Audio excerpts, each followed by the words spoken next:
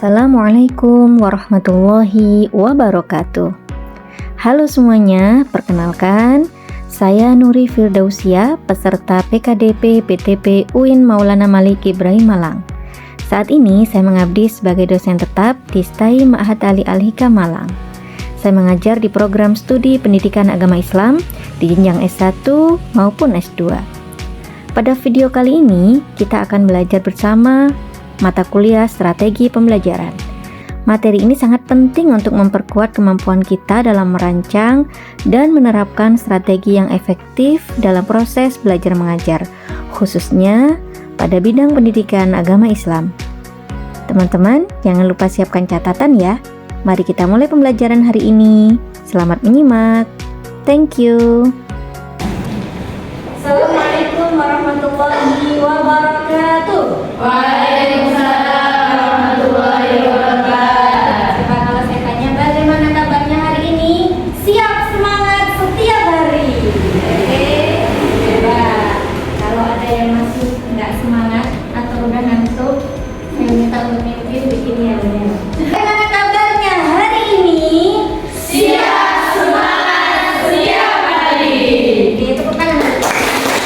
Alhamdulillahirrahmanirrahim. Pada pagi hari ini kita akan melanjutkan perkuliahan kita tentang strategi pembelajaran. Ya, apa saja yang akan dibahas tentang strategi pembelajaran? Ada pendekatan, metode, dan model pembelajaran yang sesuai dengan karakteristik peserta didik kita. Ya, oke. Tujuan pembelajaran untuk strategi pembelajaran ini yang pertama, memahami konsep pendekatan, metode, dan model pembelajaran, mengidentifikasi karakteristik peserta didik, menyesuaikan strategi pembelajaran yang cocok dengan karakteristik peserta didik kita, dan menerapkan kombinasi strategi pembelajaran. Strategi adalah rencana-rencana, tindakan-tindakan yang kita susun. Ini yang tadi saya singgung, kenapa anak usia dini ya harus berbaris, harus salaman ya, karena karakteristik peserta didik pada anak usia dini masih humanis, bermain sambil belajar. Ya, tadi dibahas juga ya, mungkin di perkuliahan sebelumnya tentang humanistik ya. Mereka harus bermain. Karena memang fasenya adalah fase bermain. Belum bisa bernalar logis. Kemudian ada gaya belajar kinestetik. Ya, gaya belajar kinestetik itu apa? Kinestetik itu cenderung butuh gerakan fisik. Saya kalau jalan-jalan mudah hafal. Kalau di kamar ngantuk tidur nggak jadi belajar. Saya mudah hafal kalau mendengarkan audio rekaman. Saya mudah paham kalau dijelaskan di lisan, face to face, sharing, diskusi saya paham Bu. Tapi kalau suruh baca buku ampun deh. Remaja dan dewasa awal ya, cenderung pada pikiran yang logis, abstraknya sudah berkembang. Karena itu mahasiswa tugasnya adalah membuat makalah. Ya, kolaboratif learning, diminta untuk berdiskusi. Bagaimana gaya belajarnya? Karena itu metode pembelajaran harus sesuai dengan peserta didik kita. Apakah dengan menggunakan metode sama seperti yang saya lakukan, diskusi dan tanya jawab, ya, seperti tugas teman-teman, atau demonstrasi dan eksperimen. Demonstrasi bukan orang demo ya, demonstrasi contoh, demo masak, praktek masak. Anak-anak kita minta untuk bereksperimen, contoh bereksperimen membuat letusan gunung Merapi, pelajaran IPA mungkin ya. Itu namanya eksperimen. Bereksperimen menggabungkan warna merah dan kuning jadi warna apa? Itu namanya eksperimen.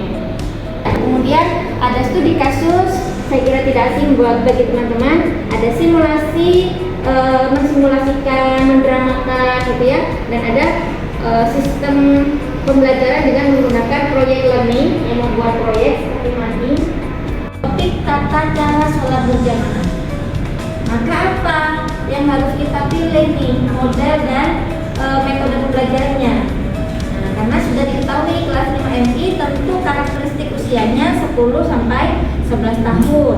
Mereka berada pada tahap operasional konkret menurut biasa ya. Mereka senang beraktivitas, bekerja kelompok, senang visual ya, masih senang atau cenderung pada kinestetik dibanding abstraksi verbal. Silakan manfaat sholat jamaah dan mempraktekkan sholat berjamaah. Nanti bagaimana evaluasi dari penugasan itu bisa bervariasi, apakah tersisan ataukah tes tulis. Oke, sekarang saya akan membagi 2 kelompok saja, tidak harus berpindah fungsi ya. Mungkin ini 4 orang dan 5 orang ya. MIK, MTS atau Alia tentang materi PAI. PAI banyak ya, ruang lingkupnya ya. Ada apa saja? Ada SKI, ada Al-Quran Hadis, fikih, akidah. Kemudian tentukan jenjang usianya dan tentukan metode pembelajarannya mau pilih apa. Satu, Mbak Safa ya. Silakan Mbak Safa berdiri sebentar. Presentasikan. Kelompok 1 akan mengajar di mana dan metodenya seperti apa dengan ketentuan karakteristik pesertanya. Materi yang kami ambil yaitu mengenal sifat-sifat Allah SWT.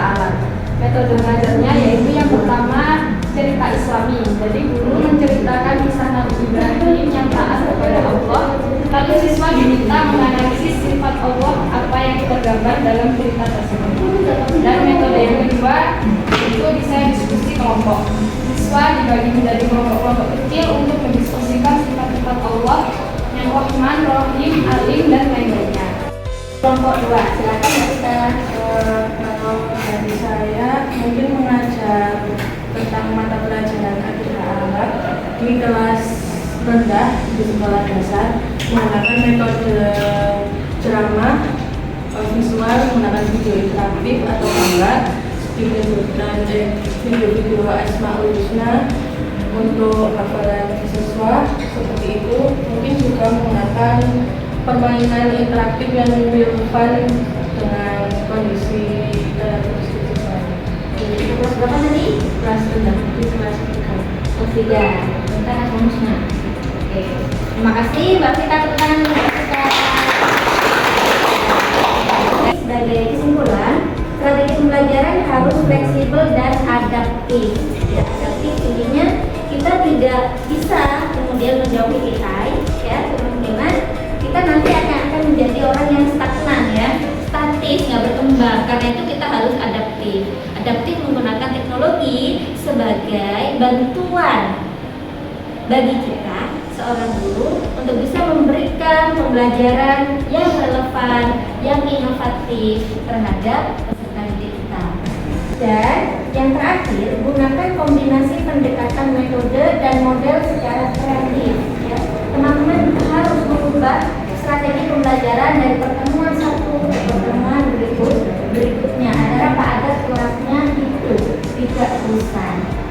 Yang terakhir dari saya, semangat belajar dan mengajar. Jadilah guru PAI yang bermanfaat untuk umat. Terima kasih. Saya akhiri.